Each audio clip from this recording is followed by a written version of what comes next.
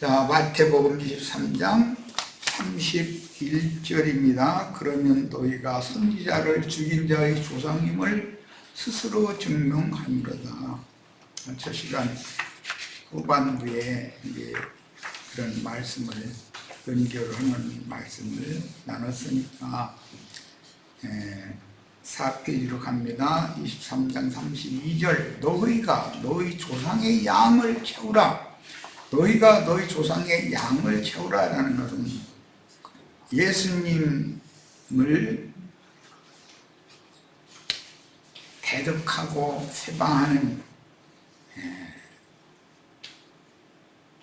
열린 무덤들, 회칠한 무덤들인 유대교 지도자들이 그들의 선조가 하나님이 보낸 종선지자 이사야나 예레미야나 에스겔이나 다니엘, 호세아, 요엘 등등 많은 때를 따라서 부지런히 보내신 종선지자들의 말을 받아들이지 않고 오히려 해방하고 대적하다가 죽였잖냐.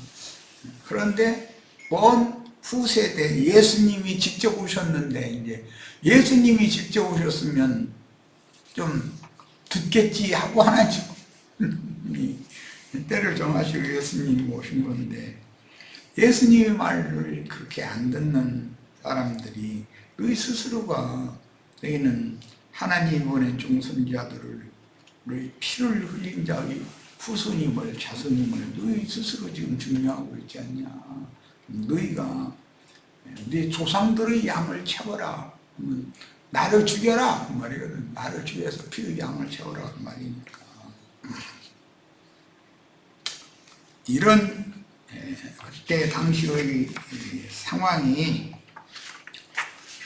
예수님을 죽임으로 1차적으로 피의 양을 채워서 모든 것이 다 끝났다면 얼마나 좋겠어요. 그런데 예수를 죽일 때 그 피에 나는 관여하지 않겠다 해가면서 빌라도 총독이 물을 떠다가 손을 씻으면서 나는 이 피에 대해서 손을 씻었다. 그러니까 그 피를 우리와 우리 자손들에게 돌리소서 그래가지고 예수님 죽인 것으로서 일단락은 진 것이 끝이 아니고 또 한 시대 이방인의 때 이방의 충만에 차는 때까지 그 후손들이라는 게 육적인 후손들을 말하는 게 아니고 영적인 후손들이다 이거예요. 기독교인들이 로마교로부터 시작해서 오늘 아침 내가 인터넷상에서 자료 하나를 이렇게 우리 형제 자매들 다 좀 이제 들어보라고 교회사를 얘기한 자료를 올려놓고 왔었는데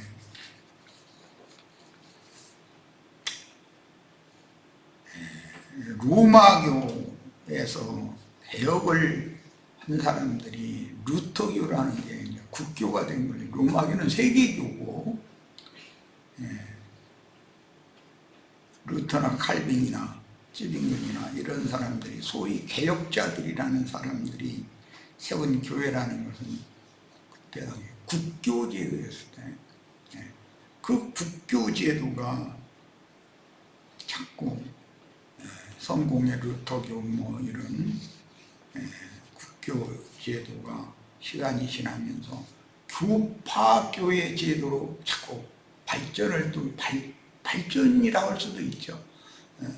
해서 장로교파, 심리교파, 무슨 감리교파, 성결교파, 오순절파, 무슨 여호와 증인파, 제7일 안식일파 등등 이제 막 많은 교파, 교회 형식으로 이렇게 이제 발전을 해나가가지고 오늘날을 본 세상에는 로마교, 세계교 교회를 추구하는 사람들, 국교제도로 하는 사람들, 그 다음에 교파교회를 세우는 사람들, 이런 많은 많은 여러 가지의 기독교계에 속한 사람들 중에 생명의 구원을 얻은 사람들을 그들 가운데에서 불러 빼내가지고 하늘에 기록한 장자들의 교회로 최종적으로는 다 회복이 되어야 된다라는 것을 내가 이제 증거하고 시작하고 있는데, 이런 증거를 들어도 지금 저 사람이 무엇 때문에 이렇게 생애를 거기에 올인하고 저러고 그렇게 열정을 낼까 이해가 안 되는 것이거든요. 그래서는 안 되겠다. 우리 형제 자매님들은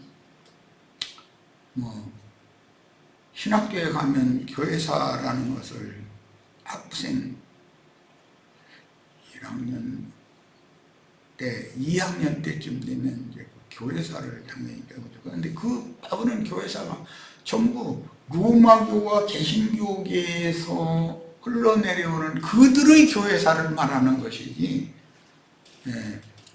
교회가 어떤 과정으로, 예수님의 교회가 어떻게 인본주의적인 세계교회, 그 다음에 국가교회, 교파교회로 이렇게 분열되어 오면서 잘못된 주님의 교회와는 무엇이 어떻게 다른가에 대해서는 모른다 이거예요. 신학교를 졸업을 한 사람들도 그 교회사를 배우고 나와도 그들 세계의 교회사를 배우니까 그 왜곡된 역사를 배우는 거죠.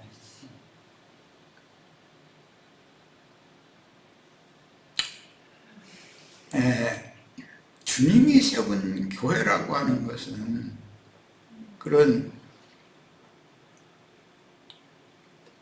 아까 첫 시간에 구원자는 한 분 예수 그리스도 이름 외에는 없다 그랬는데, 예수 그리스도의 이름으로 거듭나고 구원 얻은 사람들이 어느 성에서 모임을 가지면 그게 각 성에 있는 교회들인 것이고, 그 교회들 전체가 다 세계적으로 우주적으로 한 몸을 이루기 때문에, 하나의 교회라고 하는 것은 로마교처럼 저렇게 교리적으로 뭘 단일화시키고 교황이 막 주재를 해가지고 하고 그런 얘기가 아니라 이거예요. 영의 세계가죠. 예수님의 영과 예수님의 정신에 모든 인간들이 연합되어져서 주님과 하나 된 상태를 말하는 것이지, 오늘 그 강론을 한 세속교회 한 교파의 그 복사 이야기는 각 개인들의 양심을 중요하게 여겨야 된다라는 그런 운동을 한 선진들의 예를 들어가면서 그걸 굉장히 강조하는 말을 해들었는데, 오늘날 트럼프는 양심 없어요. 김정은이는 양심 없어요. 김정은 양심 따라가야 돼, 전 세계가? 트럼프 양심을 전 세계에 따라가야 돼? 트럼프의 양심을 틀렸다고 하면은 트럼프가 가만 놔둬요? 북한에서 김정은 양심, 당신 양심 글러먹었고만 그랬다가 가만 놔둬요? 그런 얘기가 아니다. 이것은 우주의 법이라고 하는 것은 예수 그리스도의 양심만이 우주의 절대법인 것이고, 예수님의 정신만이 우주의 절대적인 하나님의 심판의 기준이라고 하는 것인데, 이거에 대해서 이해가 꼭 필요하고, 우리 형제 자매님들이 우리가 지금 지향하고 추구하는 교회가 뭔가를 알아야 돼요. 예수님의 영과 예수님의 정신에 연합되어져 있는 성도들이 어느 동네에서 어떤 성에서 모임을 가지면 그게 그 성에 있는 교회다 이거예요. 이런 교회가 전 세계에 다 퍼져서 주님의 교회는 세계적일 거니까 그것은 우리가 하나 되게 하자고 운동을 해서 되는 게 아니에요. 그거는. 그런데 성공회에서 나온 형제회 우리 그 중에서 또 나온 지방입장파라고 하는 그 교회 사람들은 인위적으로 그리스도의 몸, 주의 몸은 하나다. 우리가 한 몸을 세워야 된다 하면서 그냥 자신들의 교리를 사람들에게 자꾸 세뇌시키고 주입시켜서 자기네들의 모임에 오면 한 몸에 붙은 지체다 그러고 그들이 말하는 그 교회관이 그건 틀렸다. 나처럼 믿어. 그리고 반기를 들면 그것은 몸에서 떨어져 나와 말라 죽는다. 한참 매년 교회 만나면 말라 죽은 줄 알았더니 안 죽고 생생하네 이러고 앉았고 이게 얼마나 어리석은 사람들이. 그런데 자기네들이 그들은 어떤 인간의 교리를 믿는 사람들이잖아요. 예수님의 영과 예수님의 정신을 받아들이고 예수 그리스도의 것이 되어지는 것을 추구하는 상태가 아니다 이거예요. 누구의 교리를 받아들인 상태지. 요즘에는 또 그런 그 어리석은 자들을 깨우치 하느라고 주님께서 뭐 이만희 장길장, 뭐 정명석이, 뭐 박명호 등등 그냥 어떤 독단적이고 개인적인 자기 주장을 해가면서 자기가 교주인 사람, 자기가 신인 사람, 또 그런 사람을 따르는 많은 무리가 이게 파생되고 있다 이거예요. 교회가 이렇게 불합리하고 진리 지식에 있어서 엉뚱한 방향으로 자꾸 나가니까 그런 이상한 그런 집단들도 파생되는 거잖아요. 네, 창세기 6장 5절부터 지금 읽고자 하는데 여호와께서 사람의 죄악이 세상에 관영하다는 보편화되고 가득하다 그런 말인데 함과 그 마음의 생각의 모든 계획이 항상 악할 뿐임을 보시고 그러면 세상 사람들이 윤리도덕적으로 나는 강도질해서 먹고 살아야지 그런 세상 사람들이 다 그 생각 강도질할 생각만 했다. 이렇게 윤리도덕적인 잣대로 이 말씀을 판단하면 안 된다 이거예요. 내가 조금 전에 얘기한 것처럼 신앙의 표준이 없다 이거예요. 엉뚱한 교리, 뭔가를 제창하는 사람의 교리를 따라간다든지 어떤 파벌을 만든다든지 등등 그런 것이 인간의 죄악이 세상의 관영이다. 오늘날 지금 똑같은 상태를 말하는 거예요. 오늘날 영적인 상태가 온 세상이 하나님이 보시기에 인간들의 죄악이 하늘에 닿았다 이거예요. 온 세상에 관영이다.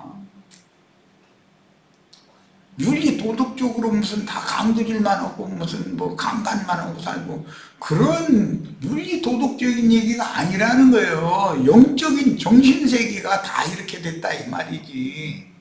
이보다 더 타락할 수는 없다. 이제는 하나님도 이 사람들을 어떻게 바로잡을 방법이 없다 싶으면 쓸어버릴 수밖에 없다는 거예요. 항상 한 시대가 정해져 있고 그 시대의 시작에서 끝까지라고 하는 것은 사람의 죄악이 세상에 관영할 때까지를 말하는 거다. 더 이상은 이 사람들을 설득할 방법이 없어요. 가장 기초적인 것은 하나님 자신의 영과 하나님의 정신으로 돌아와야 되는데 나름으로 사람이 만든 교리나 무슨 뭐 단체나 뭐 이런 거에 다 이렇게 거기에 붙잡혀 가지고 설득을 할 방법이 없어. 그러면 이제는 쓸어버릴 때가 왔다. 오늘날 이런 상태다 그런 말이야. 우리들이 아무리 전도를 하려고 해도 세상 말로 그들이 들으려고 하나 이거예요. 그러면 하나님이 아무리 노력을 해도 종들을 아무리 많이 보내도 그들의 말을 들을 기미가 전혀 없다 싶으면 쓸어버리는 수밖에 없는 거예요. 이런 이치를 꼭 깨달으시기를 바랍니다. 예수님 때 자기 땅, 자기 백성들의 영적인 상태가 그런 거지, 유대인들이 윤리도덕적으로 나쁜 짓만을 하려고 하는 그런 계획이 항상 없겠다, 그런 말이 아닌 거예요. 그들의 영혼 상태가 그렇다 이거예요. 정신세계가 그런 거죠. 욥기 35장 6절, 네가 범죄한들 하나님께 무슨 영향이 있겠으며 네 죄악이 관용한들 하나님께 무슨 관계가 있겠으며 그러는데, 죄악이 관용한다라는 말을 윤리 도덕적인 잘못 이런 식으로 판단하면 안 된다 이런 말이에요. 정신세계가 자기 독선적이고 자기네들끼리만 뭐하고, 이런 하나님의 영과 하나님의 정신에 연합될 그런 기미가 전혀 보이지 않는 거예요. 누가 별 얘기를 해도 안 듣기 때문에. 그러면 쓸어버릴 수밖에 없는 거예요. 창세기 15장 16절, 내 자손은 4대 만에, 이건 아브라함에게 주님께서 하시는 말씀인데, 이 땅으로 돌아오리니 가나안 땅으로 다시 돌아온다 이 말이죠. 지금은 애굽으로 내려보내려고 하는 예언의 말씀이죠, 아브라함에게. 그런데 이삭 시대, 야곱 시대가 거의 끝나갈 무렵에 가나안 땅에 어마어마한 기근이 왔고, 그 기근이 임하기 바로 전에 요셉이 애굽에 팔려가게 됐고 옥살이 하게 됐고, 성경에 보면 감옥에서 생활을 하던 요셉에게 하나님의 은혜가 충만해가지고 뭐라고 표현을 했는데, 범사에 형통했다. 그런데 내가 요즘 이제 다니엘서를 이제 집필을 지금 마치고 다시 한번 읽어보고 이러고 있는 중인데, 다니엘이 바벨론에 사로잡혀가 가지고 바벨론 도구의 총리가 되고, 그런 내용이 그들의 선조 때 요셉이 애굽에 내려와서 애굽의 총리가 되고, 혹독한 하나님의 징벌이 내리는 기근의 때에 생명의 양식을 사람들에게 공급해서 구원자 노릇을 했었던 그런 내용과 너무나 흡사하게 다니엘과 친구들이 너무나 흡사하게 이렇게 된 걸 보면서,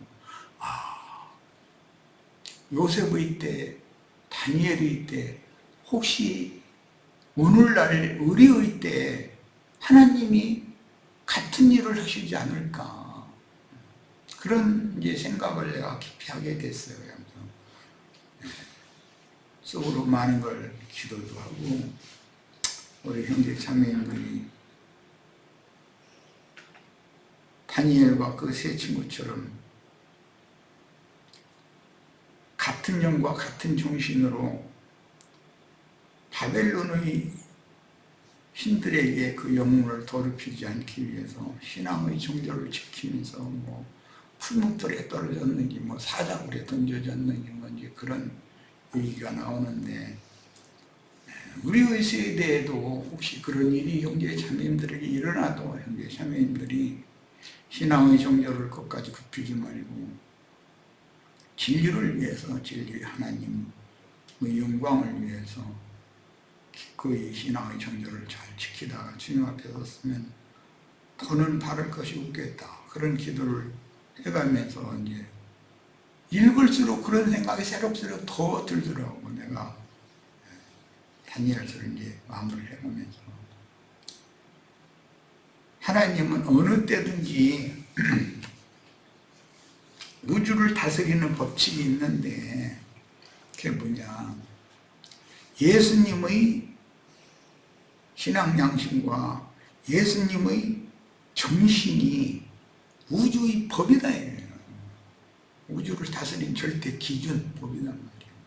그리고 우리 형제 자매님들이 나 자신이 예수님의 영과 예수님의 정신에 온전히 연합된 정도를 가지고 그리스도 심판대에서 판단을 받기에 마련이고 거기서 다 큰 상으로 받기를 원해서 이것을 위해서 목회를 하다가 생애를 마치는 것이 하나님이 보낸 종으로서의 사명을 다 하는 것이 아니겠는가 그런 생각을 해봅니다. 예수님이 오셨을 때도 마찬가지였어요. 그런데 그 후로 2000년이 지난 오늘날 세상의 죄악이 관여하고 있다. 들으려고는 안 해요. 예수님이 직접 와도 안 들었었던 것처럼 성령이 교회들에게 하시는 말씀을 들을 기가 없어요. 들을 마음 자체가 없는 거예요. 사람들이. 이제는 그럼 할 수 없이 쓸어버릴 수밖에 없겠구나. 하나님이 그런 생각을 해가면서 너무 마음은 다급하고 안타까운 마음이 큽니다. 우리 형제 자매님들은 우리들이 오늘날 왜 밥을 먹고 왜 일터에 가서 일을 해야 되고 왜 건강관리를 해가면서 사람들을 만나면 최선을 다해서 전도를 해야 되는지 다 영이 강화되고 마음이 담대해지는 축복이 있기를 바랍니다. 7페이지로 바로 가겠습니다. 23장 이번에는 33절로 간 겁니다. 뱀들아 독사의 새끼들아 너희가 어떻게 지옥의 판결을 피하겠느냐. 지금 쭉 설명을 한 것과 같은 일 때문에요. 세상에 죄악이 관영했는데 죄악이 관영한 일에 앞장선 자들이 누구냐. 회칠한 무덤들이요 열린 무덤들인 율법사 서기관 바리새인들이 그 앞장서서 세상의 심판을 불러게 됐다. 주님이 최후 선고를 이렇게 내리고 나서 그리고 나서도 34년에 죽었으니까 36년이나 할 때까지 더 유예 기간을 또 주셨잖아요. 그때까지도 계속해서 안 들어. 사도들의 증거마저도 이제 안 들어. 그러면 이제 하나님이 예언대로 예루살렘 성전을 다 회파하고 예루살렘 돌을 촘놓아서 쌓아올린 성벽을 다 무너뜨렸다.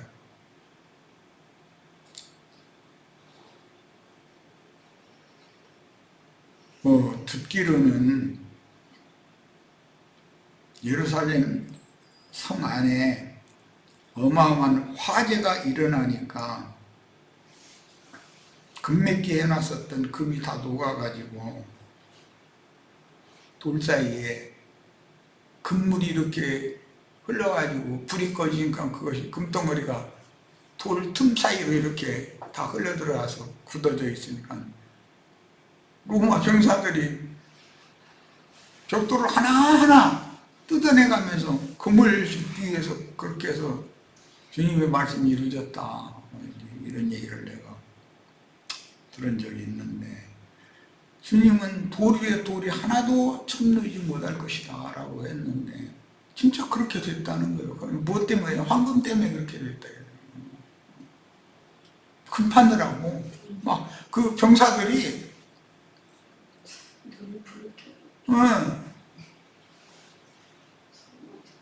그 주머니에다가 금 얼마씩이라도 다 집어넣고 가면 당장 그게 그들에게 유익이 되니까 아마 그랬던가 본데 그랬다는 말이 있더라고요.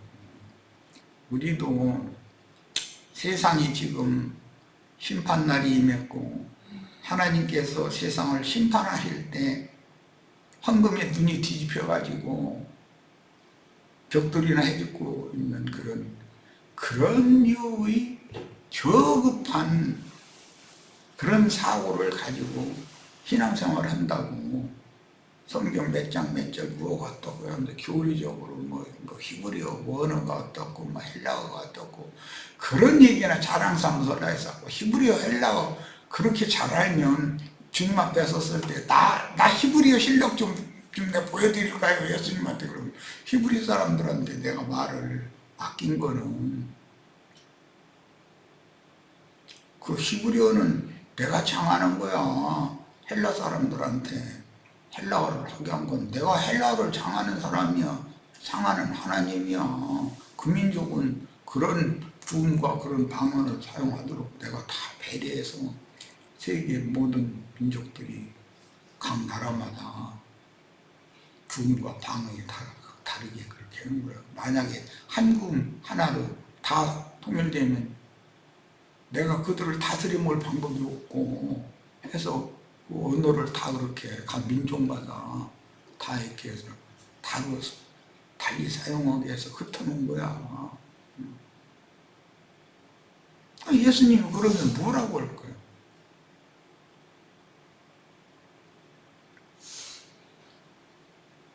만약에 세상 사람들이 사고와 같이 헬라 시대에는 헬라어로, 영국 시대에는 영어로 큰 제국을 일으키면 바벨론 시대에는 바벨론어로 세계 공용어를 통용하려고 그러지 다른 나라 말로 바벨론 사람들이 배워야 된다 그렇게 할 리가 있어요? 그럼 말도 안 되는 소리죠. 그것은 어떤 군사력이나 어떤 힘의 논리에 의해서 많은 넓은 땅을 차지한 그런 군왕들이 세운 그걸 제국이라고 그러는데 많은 나라들이 합쳐져서 이제 미국 같은 게 연방국이잖아요. 러시아도 많은 소수민족들, 중국도 그렇고 다 이렇게 연합해서 그 한 중앙정부의 지시를 받도록 그렇게 하는데 그런 것이 제국이다 이거예요. 그런데 아무리 큰 제국이라 할지라도 그 소수 민족들의 언어를 말살하지는 못한다. 언어를 말살해서 예를 들어 중국이 지금 한민족 우리나라 대한민국 할 때 그 한자와 중국이라고 하는 중화할 때 쓰는 그 한민족이라는 그 한자가 다릅니다. 근데 중원민족의 그 글자와 언어를 티베트 사람들한테 또는 만주족, 거기 조선족 사람들이 자치단체가 있는 것이니 거기에 다 중국말만 써라고 해요. 그거 안 되는 거예요. 그게 되지를 않아요. 각 민족마다 정기와 정신과 기운이라고 하는 흘러내려오기 때문에 말살할 수는 없거든요. 그들을 포용하고 수용하고 그렇지만 그 제국 내의 공용어 모든 문서나 이런 국가적인 서류 이런 것은 한민족은 한민족 중원 사람들의 글자와 언어로 통일한다. 행정을 위해서 그렇게 하는 거고 소수민족의 그런 말과 글자와 이런 것을 말살시킬 수는 없는 거든. 그렇게 하면 반기가 일어나거든. 먼 주변 지역에서. 소비에트 연방이 무너지고 나니까 튀르키예 민족, 정말 말하면 오늘날 투르키스탄이라는 게 그 나라가 있죠. 또 우즈베키스탄이 있죠. 파키스탄이죠. 이 스탄이라고 하는 것은 어떤 지역의 땅이라는 말이에요. 그들 조상 대대로 물려받은 기업이거든요. 그들 민족끼리 그 땅에서 살아왔었던 거예요. 그것을 만약에 그 사람들을 싹 옮겨서 딴 데 가서 살으라고 그러고 그렇게 할 수가 없는 거죠. 그건 되지가 않기 때문에. 그럼 그 지역 사람들은 그들의 방언을 사용하면서 자기네들이 생활하게 놔두면서 연방 제국에서는 세금은 이 연방에 내라 해가지고 그 제국을 경영을 하는 이런 방식으로 다 한단 말이에요. 내가 지금 갑자기 어떤 언어 이야기를 좀 각 민족마다 글자가 다르고 언어가 다르다라는 이야기를 이렇게 지금 한 거는 하나님께서 그렇게 하신 거라는 거예요. 우리 한민족은, 한반도에 있는 한민족은 외국인들이 지금 인구가 줄어들면서 외국인들이 노동 또는 혼인의 관계 등등 여러 가지 사유로 많이 들어와서 자세히 난 모르겠지만 어쨌든 몸으로 일을 하는 어떤 현장에는 외국인이 없는 업체가 하나도 없어요. 그 한국 아이들은 다 대학교를 다녔기 때문에 고등학력을 가지고 있는 아이들이 그런 막리를 하려고 않기 때문에 그걸 강제할 수가 없는 거잖아요.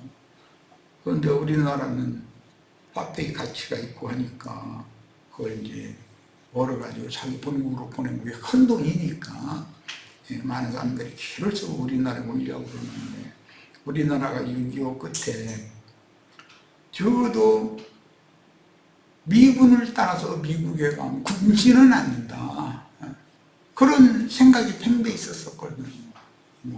내가 어떤 무스갯소리 했는지는 모르지만 미국에 가면 가르쳐가지고 돈을 막 긁어서 모으는 그런 줄 알았다고 그리고 다 영화에서 나오는 것처럼 그 무게차 이게 뚜껑 없는 차 타고 막 머리 여자가 막 긴 머리 휘날려가면서 막 다니고 다 그렇게 사는 건 줄 알고 미국에 왔더니 와서 고생만 막 직사하게 먼저 한다는 그런 얘기를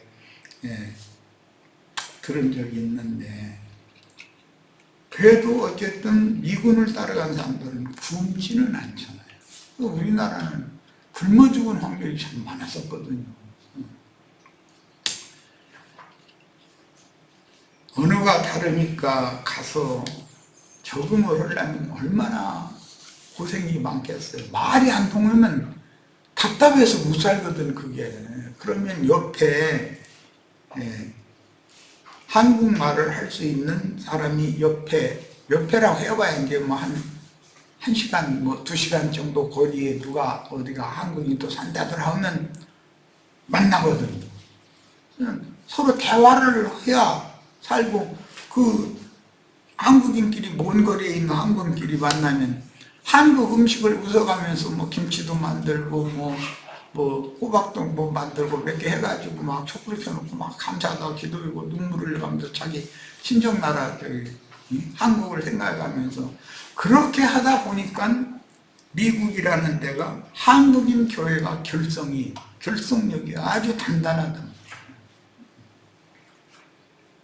우선 예배당에 모이면 말이 통하고 음식이 김치 먹고 싶다는 거예요. 김치 우선 김치 먹고 그거 만들어다가 막 서로 갖다가 그걸 늘어놓고 답해가지고 같이 크게 모여서 놓고 먹고 이제 그러다 보니 미국의 한국인 교회가 잘 됐었거든요. 그런데 지금은 시대가 지나면서 생활 수준들이 높아졌고 그들이 언어를 다 습득을 해서 영어를 습득을 해서 이제 미국인들과 섞여도 큰 문제는 없는데 미국인들과 정신세계가 다르기 때문에 한국 사람은 한국 사람끼리 모이는 교회 거기에 가면은 모든 것이 서로가 잘 상통이 되니까 지금 이런 식이에요. 오늘날 2000년이 지난 후에 히브리인들의 모든 정신 세계는 다시 우리가 나라를 잃고 이런 상태로 계속 지낼 수 없다. 우리도 나라를 세워야 된다.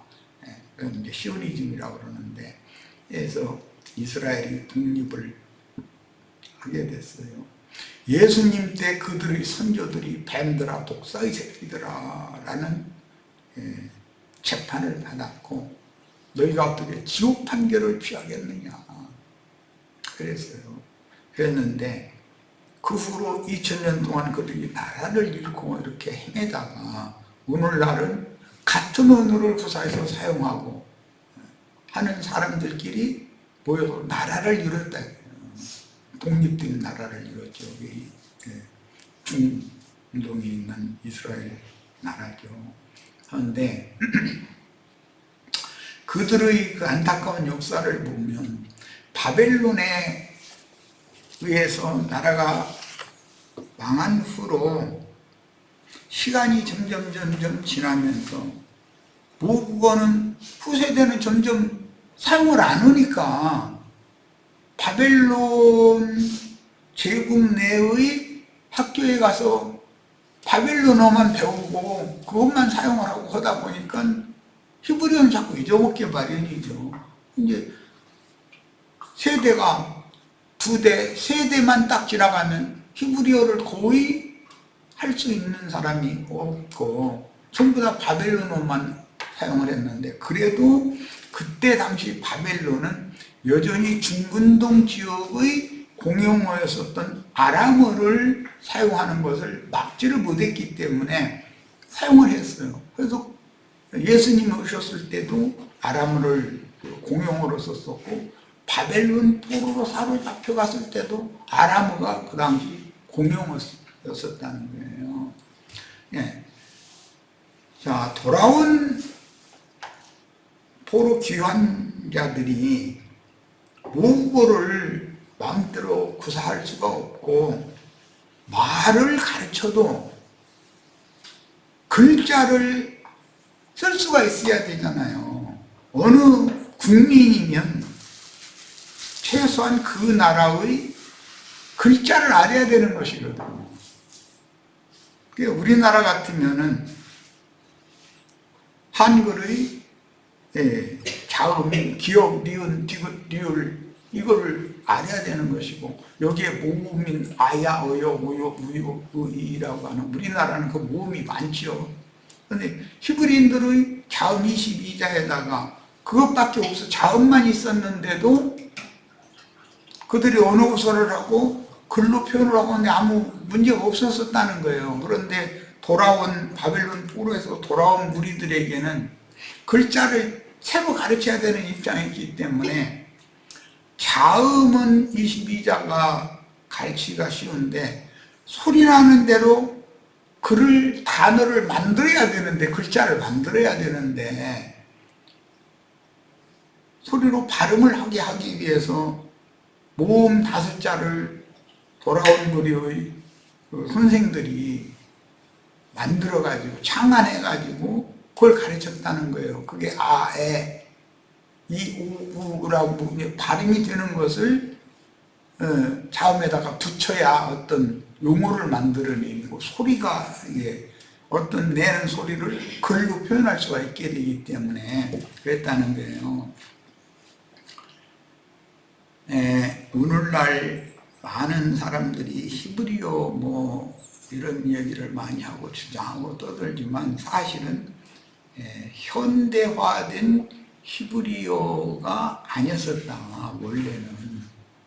원래는 모음 5자 아, 에, 이, 오, 우라고 발음하는 그 발음 나오는 것을 히브리어의 글자로 표기를 해서 자음에다가 붙여서 소리가 내게 하는 이런 방법을 나중에 바벨론 포로 귀환 후에 에스라 학사, 에스라로부터 많은 학자들이 그게 만들어낸 거다라는 것을 기본적으로 아셔야 되고, 이것은 언어의 회복이라는 것이 결론적으로는 곧 민족성의 회복이고 신앙의 회복입니다. 정신세계의 회복이라는 것은 언어의 회복과 동시에 글자의 그 표현 방식의 회복이라는 것이 그렇게 나타나는 거다라는 거예요. 오늘날 우리 형제 자매님들이 이제 전도를 할 때 사람들에게 그냥 우리나라 사람들이 통용하는 언어로 전도를 해도 외국인들도 알아듣게 하려면 누군가에게 이제 언어가 이게 통하는 사람들이 중간 매개 역할을 해줘야 되는데 요새는 인터넷이 발달하고 또 컴퓨터 기능들이 발달해서 각 나라의 많은 언어들을 동시 통역하는 그런 좋은 기기들도 나오고 그랬지만 요즘에 우리가 AI에게 전도 메시지를 요약해서 메시지를 만들어 달라고 해서 지금 계속 올리고 있는데 보면 뭔가 아쉬움을 찾고 있잖아요. 매번.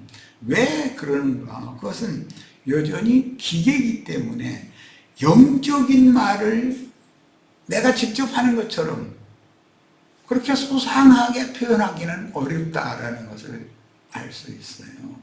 그래서 신조어가 많이 생길수록 신세대들에게는 그들끼리 통하는 말일지 모르지만 원래의 의도가 와전되는 확률이 더 많아진다. 오류가 더 많아진다. 이런 것도 꼭 생각을 하시길 바라고 지옥 판결을 받은 이야기 이제 결론을 내리려고 그래요. 그것은 제일 중요한 것은 가장 쉬운 표현으로 가정이 지옥일 수도 있어요. 그것은 남편과 아내가 영이 다르고 정신이 다르면 서로가 말을 하지도 않고 해도 안 통하는 거예요. 내가 이 말을 하면 아내가 어떤 태도로 받을 것이고 어떻게 나올 거라는 걸 내가 알면 다투는 입 다물고 있죠. 말이 점점 없어지는 거예요.